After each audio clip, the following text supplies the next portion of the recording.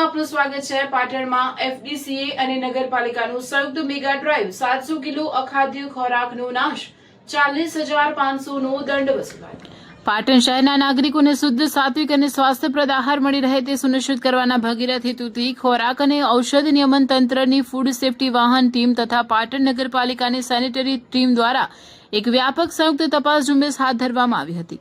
આ આકસ્મિક તપાસ ઝુંબેશ દરમિયાન ટીમ દ્વારા શહેરના વિવિધ વિસ્તારોમાં આવેલી હોટેલો, રેસ્ટોરન્ટો, ખાણીપીણીની લારીઓ તેમજ ફૂડ સ્ટોલ્સ પર ત્રાટકીને કુલ 80 થી 85 જેટલી વેપારી પેઢીઓની સઘન સ્થળ તપાસ કરવામાં આવી। 700 કિલો અખાદ્ય જથ્થાનો નાશ તપાસ દરમિયાન અત્યંત અસ્વચ્છ અને આરોગ્યપ્રદ સ્થિતિમાં રાખવામાં આવેલો આશરે 700 કિલો અખાદ્ય પદાર્થ જપ્ત કરવામાં આવ્યો। માનવ સ્વાસ્થ્ય માટે ગંભીર જોખમરૂપ આ જથ્થાને માખણીયા પ્રોસેસિંગ સાઇટ ખાતે વિધિવત રીતે ખાડો કરીને નાશ કરવામાં આવ્યો છે।